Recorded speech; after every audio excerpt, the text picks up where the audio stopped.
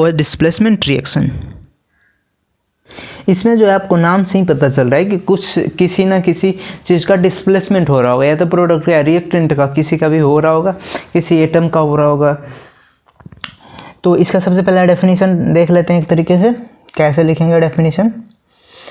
The chemical reaction in which one more reactive metal replaces less reactive metal और element from its compound और solution and makes it own compound is called displacement reaction. मतलब जो ज़्यादा reactive metal है और less reactive metal compound से उस metal को रिप्लेस करके अपना खुद का कंपाउंड बना लेता है,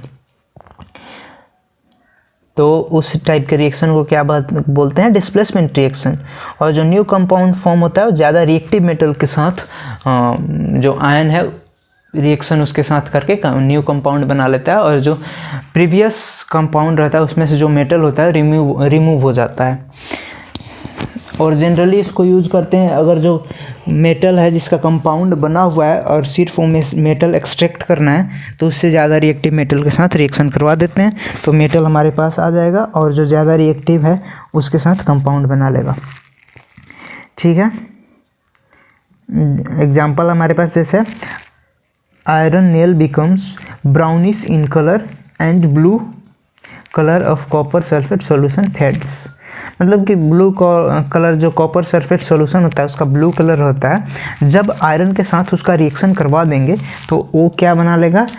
आयरन ऑक्साइड, आयरन सल्फेट बना लेगा FeSO4, और आयरन सल्फेट का जो सॉल्यूशन होता है उसका कलर ग्रीन होता है, और ब्लू कलर जो होता है वो ख़त्म हो जाएगा, क्योंकि जो कॉपर है वो सिर्फ मेटल वहाँ पे बच जाएगा, कॉपर मेटल, बिकॉज जो आयरन है ज़्यादा रिएक्टिव है कॉपर से।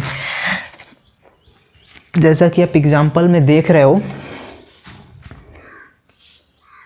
यहाँ पे Fe सॉलिड के फॉर्म में है और FeSO4 एक्वस है। कॉपर सल्फेट ये जो है ब्लू कलर का है, और जब रिएक्शन होता है तो FeSO4 यानी कि आयरन सल्फेट एक्वस बन जाता है, और ये ग्रीन कलर का होता है, और जो कॉपर है उसका सिर्फ मेटल, कॉपर मेटल बच जाता है सॉलिड के फॉर्म में।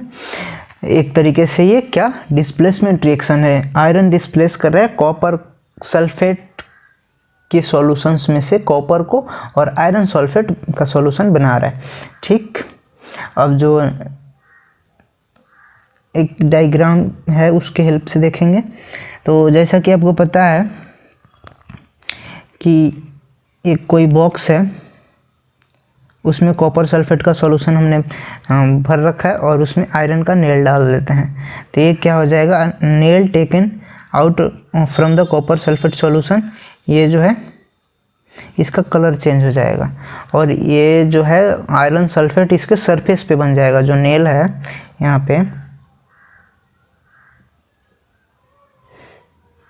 जो यहाँ पे नेल है उसका जो सरफेस वाला आयरन एटम होगा वो रिएक्शन कर लेगा सल्फेट के साथ, और कुछ कॉपर का पार्ट जो है वो कॉपर सल्फेट सॉल्यूशन से रिप्लेस कर देगा, और वहाँ पे आयरन सल्फेट के साथ कंबाइंड होकर जो सरफेस पे आयरन सल्फेट का एक लेयर बन जाएगा, और जो कॉपर है वो प्रेसिपिटेट होकर नीचे यहाँ पे बैठ जाएगा। लेकिन कुछ ही जो अंदर वाला पार्ट है वो रिएक्शन नहीं कर पाएगा, बिकॉज बाहर वाला ही एक्सपोज्ड है to the copper sulphate solution. अब एक तरीके से और देखें टेस्ट ट्यूब का यूज करके, तो ये जो हमारे पास एक टेस्ट ट्यूब है, A नंबर, इसको A बोल देते हैं, इसको B बोल देते हैं। तो इसमें कॉपर सल्फेट का सॉल्यूशन है, ब्लू कलर का है, और ये टेस्ट ट्यूब B है। तो इसमें टेस्ट ट्यूब में जो है रिएक्शन मिक्स, इसमें रिएक्शन हो रहा है, और धीरे धीरे देखिए इसका जो रिएक्शन मिक्सचर टेस्ट ट्यूब भी, तो इसका जो कलर है वो चेंज हो रहा है, अल्टर हो रहा है, मतलब कि ब्लू से इसका कलर फेड हो रहा है, ख़त्म हो रहा है। तो इसमें आयरन का नेल डाल के निकाल दिया गया है, तो जो कॉपर है प्रेसिपिटेट होकर नीचे बैठ जाएगा और आयरन सल्फेट बन जाएगा।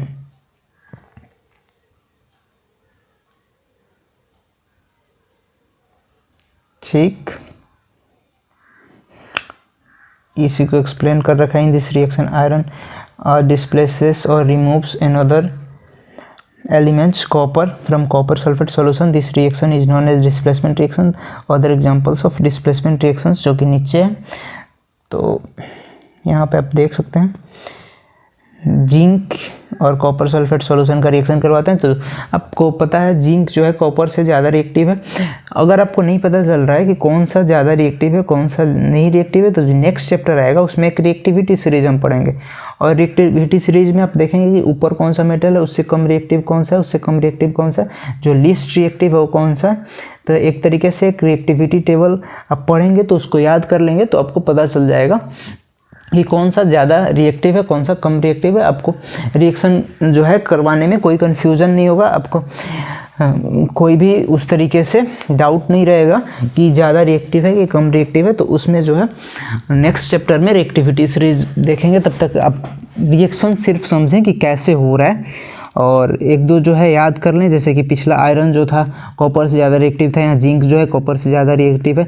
तीसरा जो हमारे पास इक्वेशन है जो इसमें लेड जो है कॉपर से ज़्यादा रिएक्टिव है, तो जिंक का रिएक्शन करवाते हैं कॉपर सल्फेट सॉल्यूशन के साथ, तो जिंक सल्फेट बन जाता है यहाँ पे ZnSO4, और कॉपर जो है सॉलिड के फॉर्म में बाहर निकल जाता है, मतलब प्रेसिपिटेट होकर नीचे बैठ जाता है सॉलिड फॉर्म में। तो ऑब्वियसली कैसे बाहर निकलेगा, गैस होता तो बाहर निकल जाता हो जाता। और जो लेड है ये भी कॉपर से ज़्यादा रिएक्टिव है, तो कॉपर क्लोराइड के साथ इसका रिएक्शन करवाते हैं, तो लेड क्लोराइड बना लेता है और कॉपर जो है प्रेसिपिटेट हो जाता है नीचे बैठ जाता है। तो एक तरीके से 3 रिएक्शन हो गए, आपको कॉपर से ज़्यादा रिएक्टिव जिंक भी मिल गया, लेड भी मिल गया Pb, और Fe आयरन भी मिल गया, ठीक है। और रिएक्टिविटी सीरीज पढ़ेंगे तब देख लेंगे। यहाँ पे दे रखा है zinc and lead are more reactive element than copper, they displaces copper from its compound.